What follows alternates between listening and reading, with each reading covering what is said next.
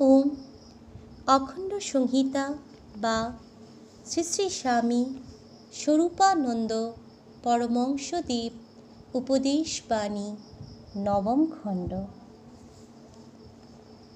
আত্মজয়ের বিদ্যা।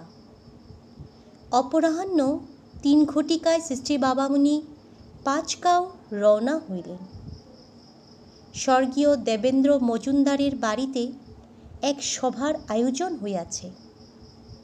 বক্তৃতা প্রসঙ্গে শ্রী বাবামুনি বলিলেন, যত বিদ্যাই শেখো, একটি বিদ্যা না শিখিতে পারিলে সব বিদ্যায় বৃথা। সেটি হচ্ছে আত্মজয়ের বিদ্যা। গণিত শিখেছ, ইতিহাস পড়েছ, দর্শনশাস্ত্র আয়ত্ত করেছ, এসব ভালো কথা।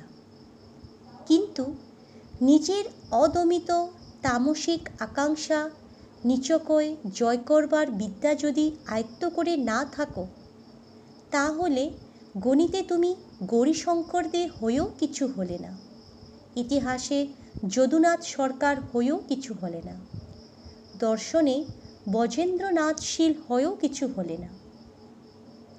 18 ভাষার পণ্ডিত যখন মদ খেয়ে রাস্তায় মাতলামি করে, তখন বর্ণজ্ঞানহীন একটা বালকও তাকে ঢিল ছুঁড়তে সাহস পায়।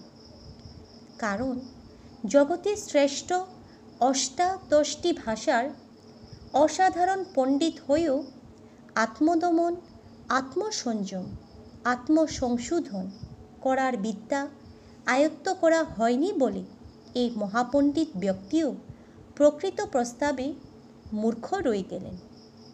সুতরাং অন্য বিদ্যা শেখো, ভালো কথা। না শেখো তোতে আফসোসের কিছু নেই। নিজেকে জয় করার বিদ্যা আগে শিখতে চেষ্টা করো। নিজের চেয়ে নিজের শত্রু নেই, নিজের চেয়ে নিজের বন্ধু নেই। যে লালসার বশ, সে নিজেই নিজের শত্রু।